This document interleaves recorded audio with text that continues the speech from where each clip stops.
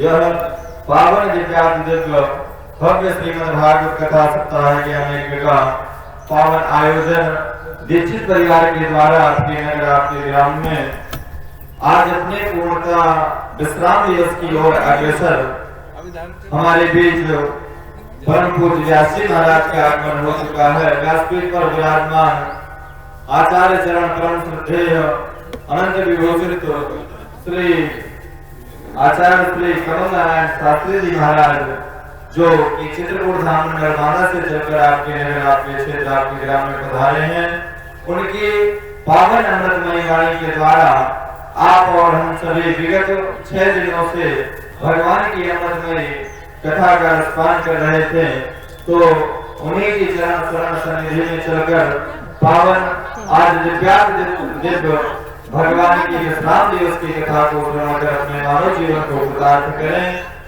और कहते हैं कि जन्मांतरे भवेत पुण्यम तदा भागवतम लभेत। भागवत जी में आया है एक जन्म नहीं, जब अनेकों जन्मों के जब पुण्यों का उदय होता है तब जाकर के कहीं श्रीमद् भागवत कथा श्रवण करने का या सुनने का अवगाहन करने का हमें यह शुभ अवसर प्राप्त होता है। और जहाँ तक भी इस ध्वनि विस्तारक यंत्र के माध्यम से हमारी आवाज पहुंच रही हो और जो भी श्रोता या जो भी गांव के नगर के क्षेत्र के वासीगण विगत 6 दिनों में भागवत कथा लाभ नहीं ले पाए हैं, तो ऐसा पुराणों में वर्णन है कि विश्राम दिवस की कथा श्रवण मात्र कर लेने से समस्त दिनों की कथा का श्रवण करने का लाभ आप और हम सभी को प्राप्त हो जाता है। तो अपने अपने गृह कार्यों से निवृत्त होकर के पावन विश्राम दिवस की कथा को श्रवण कर अपने मानव जीवन को कृतार्थ करें, धन धन करें। तो चले आचार्य चरणों की ओर, पूज्य व्यास जी महाराज की ओर। जय जय श्री राधे, जय जय श्री श्याम।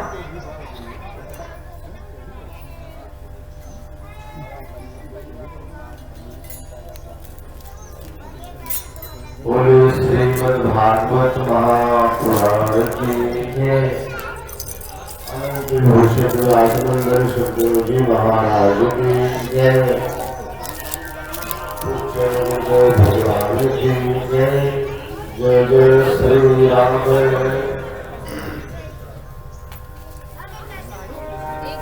ब्रह्मानंदं परम सततं केवलं ज्ञानमूर्तिं द्वन्द्वातीतं गगन सदृशं तत्त्वमस्यादिलक्ष्यम् एकं नित्यं विमलमचलं सर्वधी साक्षिभूतं भावातीतं त्रिगुणरहितं सद्गुरुं तं नमामि।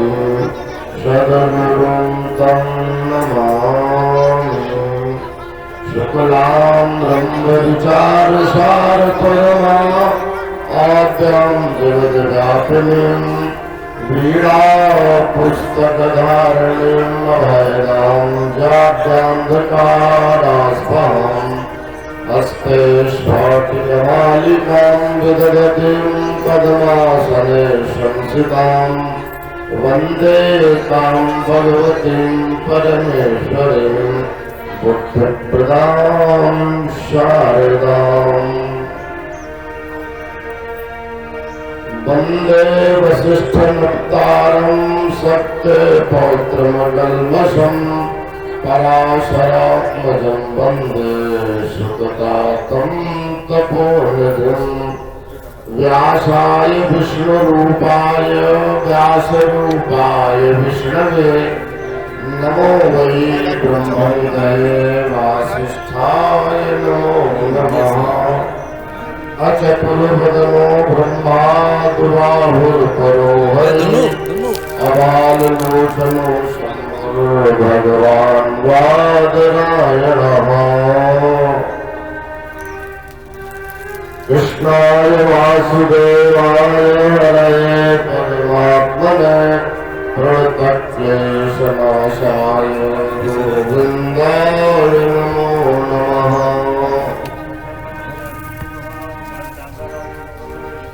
गोविन्दाय नमो नमः। विद्यते ब्रह्मभूषणतनितं वराय कुञ्जावतंस परिपृच्छलसन्निधाय वन्यस्रजे कवलनेत्रविशालवेणुर् लक्ष्मीश्रिये मधुपदे पशुपाङ्गजाय वरहापीडं नटवरवपुः कर्णयो कर्णिकारम् बिभ्रजवासाकनकपिशं वैजयन्तीं च मालाम् रन्ध्रां वेणोदरहृदया पूरयन् गोपवन्दै वृन्दारण्यं शपदरमणं प्राविशदीप्तकीर्तिः बोलिए बांके बिहारी लाल की जय। जय जय श्री राधे।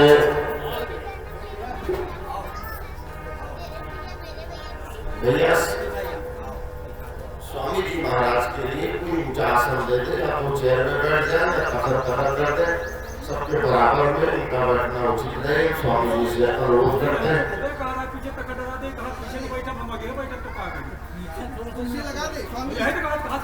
आगे बैठे तो कुर्सी डाल दो। हाँ कुर्सी डाल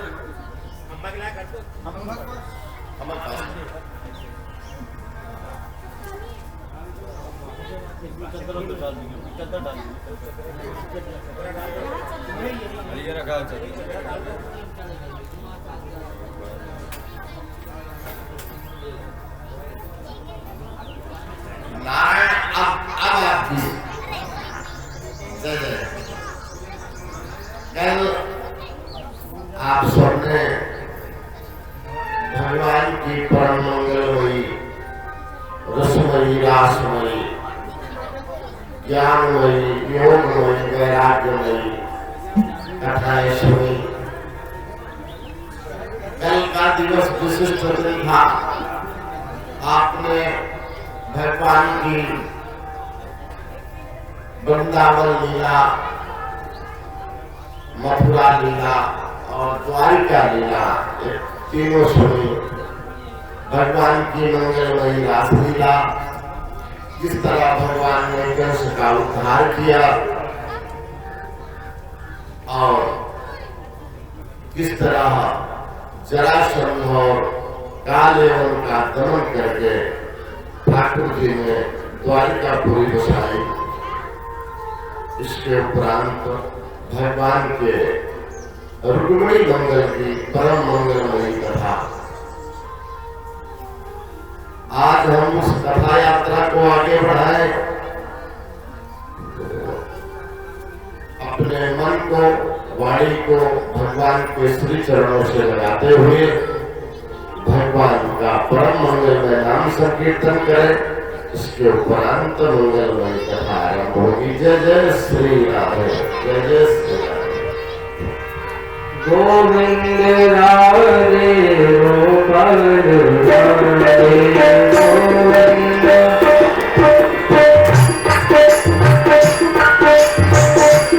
गोविंद राधे गोपाल राधे गोविंद राधे गोपाल राधे गोविंद राधे गोपाल राधे।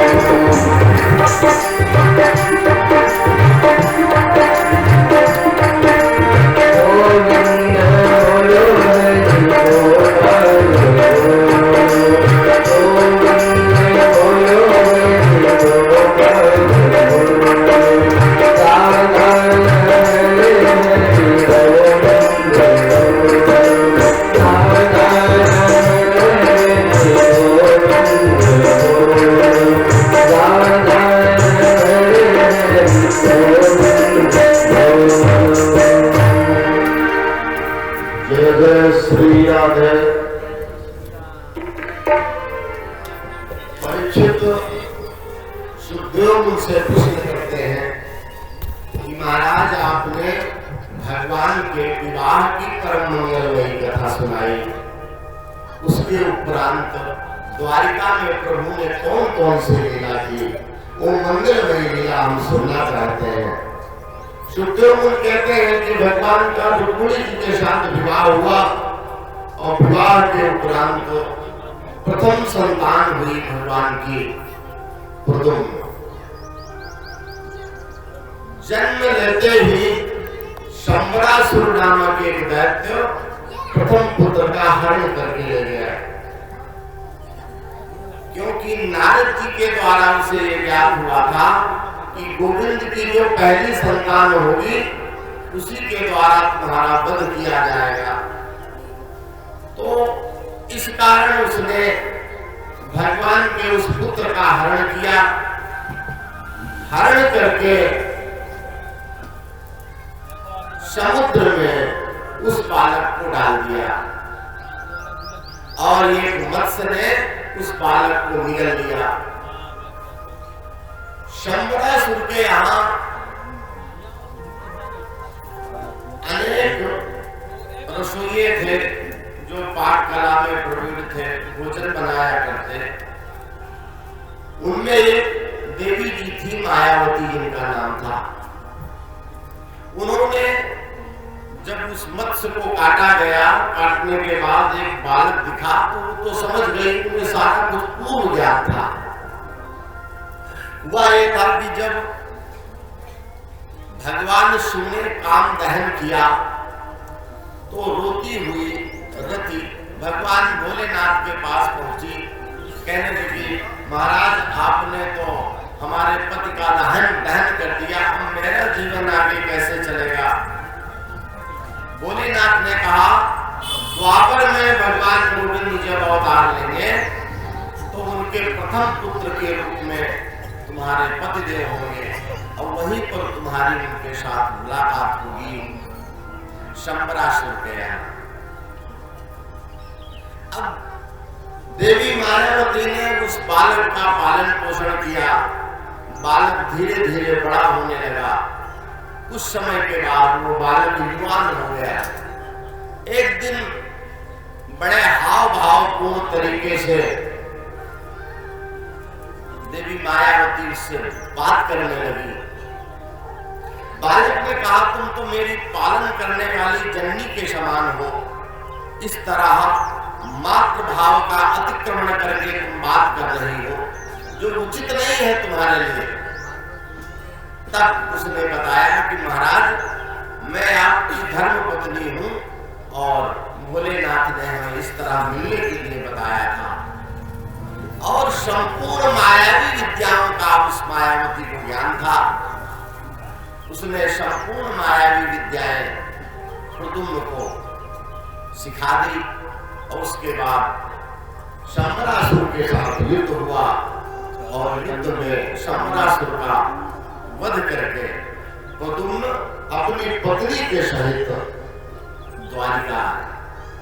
द्वारिका में जब रुक्मिणी के महल में प्रद्युम्न अपनी पत्नी के साथ थे तो रुक्मिणी की एकाएक दृष्टि पड़ी प्रद्युम्न के ऊपर। कहने लगी, अगर मेरा बालक यहाँ होता तो लगभग उसकी उम्र ऐसी ही होती और इसके चेहरे पर तो गोविंद की छाप लग रही है, वैसा ही सुकुमार श्याम वर्ण है, वैसा ही स्वरूप है। और पता नहीं इस बालक को देख करके मेरे मन में वात्सल्य की धारा को उमड़ रही है। तब तक नारद जी आए और नारद जी ने बताया कि ये तुम्हारा ही पुत्र है और ये साथ में बहू लेकर आया है। ये सुना तो सारी द्वारिका में खुशियां छा गई। परीक्षित कहते हैं कि महाराज मैंने तो सुना था कि भगवान के 16,108 विवाह हुए थे, अभी तो आपने एक ही विवाह की कथा सुनाई, अब उनके पुत्रों के विवाह की कथा सुनाने लगे। तो मैं चाहता हूं कि पहले गोविंद के कितने विवाह हुए हैं इस बारे में आप पूरा प्रकाश डालें। ये सुनकर सुखदेव मुनि कहते हैं, द्वारिका में जो सभा थी उस सभा की विशेषता थी, उस सभा का नाम था सुधर्मा। वहां पर किसी को भूख प्यास नहीं लगती थी, मन कभी उद्विग्न नहीं होता था। ऐसी सभा में समस्त यादव वीरों के साथ भगवान गोविंद विराजमान रहते। एक दिन सभा में सभी यादव वीर बैठे हुए हैं। एकाएक उन्हें लगा कि शायद भगवान सूर्य गोविंद का दर्शन करने आ रहे हैं। कुछ सभासद तो कहने लगे, हमें तो ऐसा लगता है कि आज स्वयं सूर्य नारायण भगवान का दर्शन करने आ रहे हैं। ये सुनकर भगवान ने कहा, नहीं, सूर्य नारायण नहीं है, ये महान पराक्रमी वीर सत्राजित है। और सूर्य नारायण का तप करने के कारण इन्हें सूर्य नारायण ने एक विशिष्ट मणि दी है, जिसका नाम है स्वयंतर। इसमें सूर्य के समान ही प्रकाश होता है, उस मणि को धारण किए हुए हैं, इसलिए ऐसा प्रकाश हो रहा है। तो सत्राजित की ओर सारे यादवगण देखने लगे और जो वस्तु अधिक मूल्यवान हो उसको धारण करने वाला व्यक्तित्व भी उसी तरह का होना चाहिए। तो सारे यादवगण कहने लगे, ये विशिष्ट मणि अगर श्री कृष्ण के कंठ में हो तो ज्यादा सुंदर लगेगी। अब एक दो लोगों ने कही तो धीरे धीरे संपूर्ण सभा में वही चर्चा होने लगी। ये बात सत्राजित को अच्छी नहीं लगी। उन्होंने सोचा, मैंने कितना कठिन तप किया, तब भगवान भास्कर मेरे ऊपर प्रसन्न हुए और उन्होंने ये मणि दी, और ये मणि मैं कृष्ण को क्यों दे दूं? उन्होंने कहा तो कुछ नहीं, लेकिन मन थोड़ा उनका खिन्न हुआ और मणि लेकर के अपने निवास को आ गए। कुछ समय बीता। एक दिन सत्राजित के छोटे भाई का नाम था प्रसेनजित। प्रसेनजित ने कहा, भैया मैं आखेट खेलने जा रहा हूं और वापस आने में हो सकता है रात हो जाए, तो प्रकाश के लिए कुछ न कुछ व्यवस्था चाहिए। तो अपनी भाभी से उसने उस स्वयंतर नाम की मणि मांग ली, उसमें दिव्य प्रकाश होता है। अब वो आखेट करने गया तो 1 दिन, 2 दिन, 4 दिन, 10 दिन, 15 दिन बीत गए और सत्राजित वापस न आया। जब वापस न आया तो लोगों में आपस में चर्चा होने लगी कि शायद हमें तो लगता है कि उस दिन सभा में लोग कह रहे थे कि कृष्ण के कंठ में बड़ी अच्छी लगेगी और द्वारिका में कृष्ण तो सर्वेश्वर है। तो हमें तो ऐसा लग रहा है कि शायद कृष्ण ने ही वो मणि प्रसेन से छीन ली हो या प्रसेन का वध करवा दिया हो।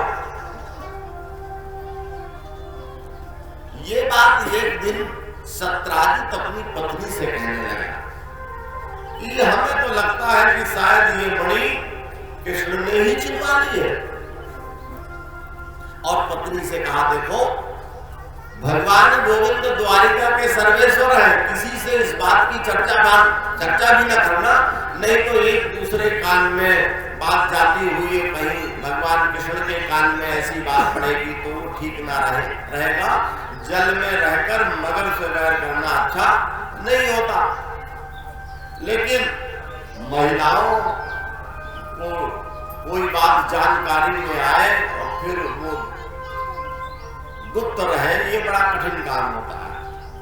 तो उन्होंने आपस में जब सहेली आई तो उनसे यही बात बताई, बहना तुम्हें बता तो रही हूँ लेकिन किसी से बताना नहीं। और जिस से बताया तो सबने यही बात कही कि कहना बता तो रही हूँ लेकिन किसी से बताना नहीं। अब करने जपन जना ये बात संपूर्ण द्वारिका में फैल गई। अब ये बात भगवान गोविंद के कान तक पहुंची। प्रभु को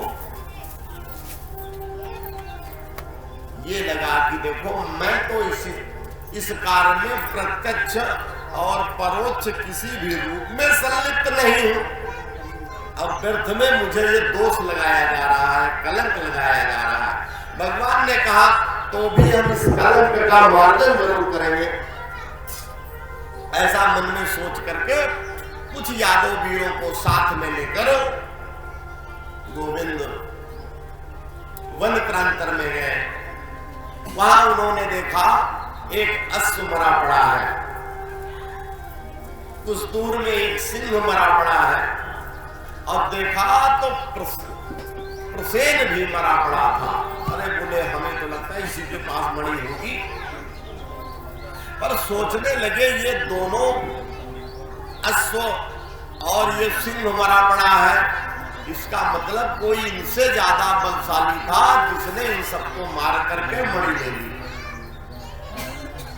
भगवान ने अनुमान लगाया कि अगर ये यहाँ पर मरे पड़े हैं तो मणि भी इसी क्षेत्र में होगी, कहीं दूर ना होगी। अपने बंधु बांधवों से विचार विमर्श करते हुए सारे वन प्रांतर में खोजने लगे।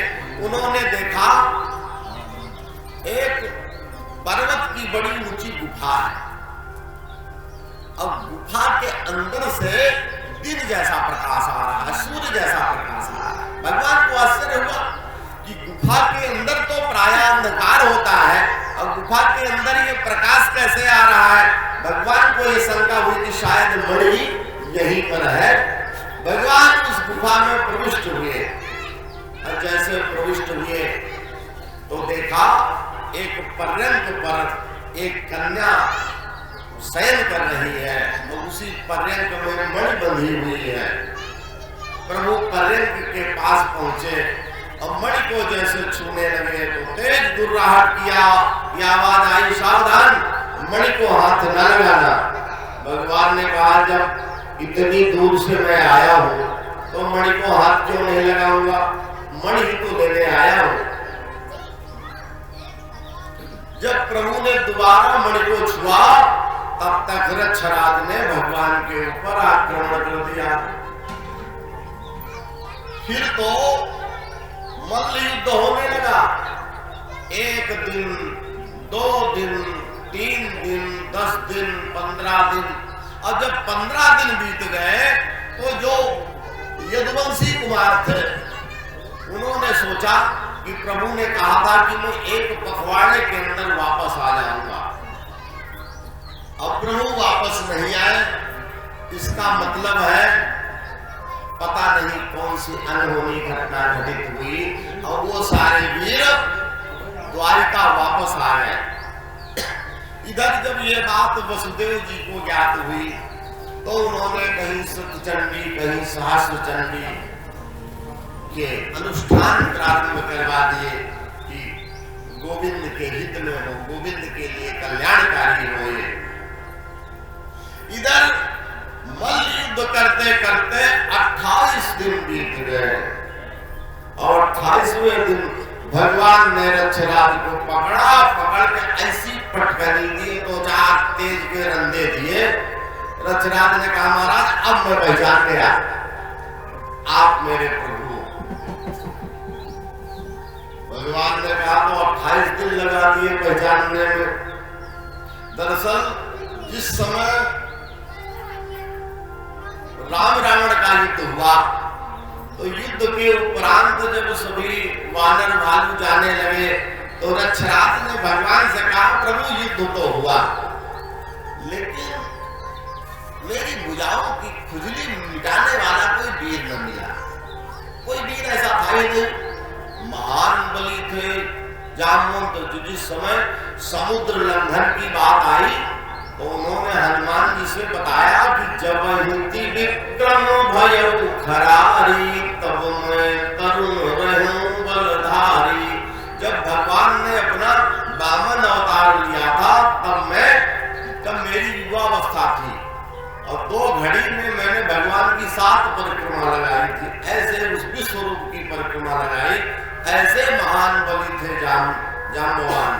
तो उन्होंने कहा था प्रभु अब जब कोई मेरे समतुल्य वीर मिल नहीं रहा है तो प्रभु फिर आप ही से हो जाए तो हाथ। भगवान ने कहा देखो ये अवतार मेरा मर्यादा पुरुषोत्तम का है और तुम मेरे सखा हो लेकिन सेवक भी हो। हम स्वामी हैं तो स्वामी सेवक का युद्ध उचित नहीं होता, लेकिन तुम इंतजार करो और मैं द्वापर में आकर के तुम्हारी इन भुजाओं की खुजली मिटा दूंगा। तो 28वें दिन जब अच्छी लड़ाई करती तब जामवंत बोले गुरुदेव मैं प्रभु समझ गया कि आप ही मेरे स्वामी हो। तब तो भगवान की पूजा की, कहने लगे भगवान आदेश करो मैं क्या सेवा करूं। मेरे तो भाग खुल गए आपके श्री चरणों के पढ़ने से मेरी गुफा में। जाम्बवान ने कहा कि क्या सेवा करूं। बोले कोई सेवा नहीं करनी है, ये जो मणि पर्यंत में बंधी है यही दे दो। जाम्बवान ने कहा प्रभु ये तो न दे पाऊंगा। बोले तुम्हें इस मणि से इतना मोह क्यों है। बोले मणि से मोह नहीं है, दरअसल ये मणि मैंने ला करके अपनी पुत्री को दे दिया था, भेंट कर दिया। और कहते जो भी धन कन्या को दे दिया जाता है उसमें भी पिता का कोई अधिकार नहीं है। तो महाराज जब मैंने पुत्री को दे दिया है तो अब ये मणि तो पुत्री की है, लेकिन इस मणि को पाने का एक तरीका बताता। तरीका ये है कि मेरी पुत्री से विवाह कर लो तो ये मणि अपने आप आपकी हो जाएगी। भगवान ने कहा कुछ भी कितने भी पापड़ बेलने पड़े लेकिन अब तो मणि तो लेनी है। तो उन्होंने जाम्बवती के साथ विवाह कर लिया और विवाह करके मणि को लेकर के आए। अब जाम्बवती का तो रूप वैसा था नहीं, अब चूंकि वृक्षराज की बेटी थी तो वृक्ष वैसा ही स्वरूप था। अब लेकर के आए और महल में रुक्मिणी जी को पता लगा कि भगवान ने कहा सुनो रुक्मिणी ये जो मेरी नई पत्नी आई है ना ये तुमसे ज्यादा सुंदर है। अब रुक्मिणी जी को लगा अगर ये मुझसे ज्यादा सुंदर है तो भगवान का विशेष अनुराग इसके प्रति हो जाएगा। तो रुक्मिणी जी को क्रोध आया, बोले ये मुझसे ज्यादा सुंदर ना हो, मेरी जैसी ही सुंदर हो जाए। फिर क्या था, स्वरूप परिवर्तित हो गया, रुक्मिणी जैसी वो भी सुंदर हो गई, जबकि रुक्मिणी जी जैसी सुंदर थोड़ी थी। इस तरह भगवान के दो विवाह हुए और मणि ला करके प्रभु ने सत्राजित को वापस कर दी। सारी बात बताई कि देखो मणि तुम्हारे भाई के द्वारा जो छीनी गई, न तो मेरे द्वारा छीनी गई, न किसी भी रूप में मेरी कोई इस कर्म में संलिप्तता थी। मैं पूरी तरह निर्लिप्त हूं। सत्राजित को भी अपनी त्रुटि का एहसास हुआ। अपने व्यर्थ में किसी को कलंक लगाना ये भी बहुत बड़ा अपराध होता है। जैसे झूठी गवाही देना ये भी अपराध होता है। तो व्यर्थ में किसी को जिसने वो अपराध ना किया हो और उसे वो कलंक लगा दिया जाए तो ये बहुत बड़ा दोष है। तो उनकी सत्राजित की धर्म पत्नी कहने लगी कि महाराज अपने दोष का परिमार्जन आप खुद ही कर लो। बोले वो कैसे होगा। बोले देखो तुम्हारी एक पुत्री है, इसका विवाह गोविंद के साथ कर दो और दहेज में मणि दे दो। तो सत्राजित ने अपनी पुत्री सत्यभामा का विवाह गोविंद के साथ कर दिया और दहेज में जब मणि दी तो भगवान ने हाथ खड़े कर दिया। बोले भैया मणि की जरूरत नहीं है हमें। बोले क्यों। अरे बोले इस मणि के लिए कितने पापड़ बेलने पड़े और 28 दिन तक युद्ध करना पड़ा, तो मणि को तो मैं हाथ ही जोड़ता। बोले महाराज आप भले ना लो मणि, लेकिन अब चूंकि मैंने दहेज में दे दिया है कन्या को, तो भगवान ने कहा दहेज में दे दिया ठीक है, लेकिन आप मेरी धरोहर मान करके इसे अपने पास रखिए। इस मणि से उत्पन्न होने वाला जितना भी स्वर्ण है वो सब राजकोष में जमा कर दिया करो और मणि आप अपने पास रखो, ये मानो कि मेरी धरोहर है। इस तरह भगवान के विवाह हुए 3, और विवाह होने कितने हैं? 16,108। जय जय।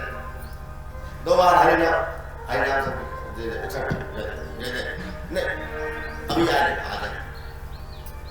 इस तरह क्या हुआ, एक दिन भगवान अपनी बुआ जी के यहां गए, इंद्रप्रस्थ वर्तमान में जो दिल्ली है वहां गए और अपने परम सखा अर्जुन के साथ यमुना पुलिन पर विचरण कर रहे हैं, घूम रहे हैं। अर्जुन ने देखा कि एक कन्या यमुना पुलिन पर तप कर रही है। अर्जुन गए उसके पास, कन्या से पूछा, देवी तुम क्या चाहती हो? उस कन्या ने कहा, मैं सूर्य की पुत्री हूं और गोविंद को पति रूप पाना चाहती हूं। अर्जुन ने कहा, तो उसके लिए तुम्हें तप करने की जरूरत नहीं है, हमसे मिलो, हम विवाह करवा देते हैं। तब तो अर्जुन भगवान के पास आए, बोले प्रभु इस समय तो चंद्रमा आपके बिल्कुल दाहिने चल रहा है, गुरु भी अनुकूल है और शुक्र के तो क्या कहने हैं, सारे ग्रह आपके अनुकूल हैं, 3 विवाह हो चुके हैं, 4थी कन्या तुम्हारा इंतजार कर रही है। तब तो 4थी कन्या कालिंदी के साथ भगवान का विवाह हुआ। इसके उपरांत विंद और अनुविंद नाम के 2 भाई थे, उनकी बहन का नाम था मित्रविंदा, उसके साथ विवाह हुआ, भद्रा के साथ हुआ और सत्या के साथ हुआ। सत्या के विवाह में व्यतिक्रम यह था, उनके पिता ने प्रतिज्ञा की थी कि जो धनुर्वीरों की परीक्षा द्रौपदी के स्वयंवर में ली गई थी, उससे भी कठिन परीक्षा थी। द्रौपदी के स्वयंवर में ऊपर चक्र घूम रहा था, कटाह में तैल भरा हुआ था और चक्रों दक्षिणावर्ती घूम रहा था और नीचे खड़े होकर तैल के बिंब में देख करके और मत्स्य की आंख का वेधन करना था। लेकिन इसमें क्या था, इसमें सबसे कठिन यह था, उसमें जो धनुर्धारी है उसको खड़े होने के लिए एक ठोस आधार की व्यवस्था, तो उसमें निशाना लगाना ज्यादा कठिन नहीं था। और इसमें क्या था, ऊपर का चक्र जिसमें मत्स्य बंधा हुआ था वो तो दक्षिणवर्ती क्रम में क्लॉकवाइज डायरेक्शन में घूम रहा था और नीचे जिस चक्र में धनुर्धर को खड़े होना था वो वामवर्ती क्रम में घूम रहा था, एंटी क्लॉकवाइज डायरेक्शन। और कटाह में तैल था, तैल के बिंदु में देख करके निशाना लगाना था। भारत के बड़े बड़े शूरवीर आए लेकिन कोई भी उस मत्स्य का भेद न कर सका, तो भगवान ने उस मत्स्य का भेद करके सत्या के साथ विवाह किया। इसके बाद लक्ष्मणा के साथ विवाह किया। लक्ष्मणा के यहाँ 7 बैल थे जो किसी के बस में नहीं होते थे, गोविंद ने उन्हें भी बस में करके इस तरह भगवान की 8 पटरानियां। देखिए ये 8 पटरानियां क्या है, ये पृथ्वी के मुख्य फंडामेंटल एलिमेंट्स हैं। भूमि रापो नलो वायु खम मनो बुद्धिरेवच अहंकारम इति यम्मे भिन्ना प्रकृतिनिष्ठा। पृथ्वी जल वायु अग्नि आकाश वन बुद्धि और अहंकार, ये 8 तत्व ही मिलकर के ये संपूर्ण चराचर जगत का निर्माण करते हैं। तो भगवान कहते हैं ये जो 8 तत्व है ये उनकी पटरानी है। इस तरह भगवान के 8 विवाह हुए। जय जय गोविंद। हरि बोल हरि बोल हरि।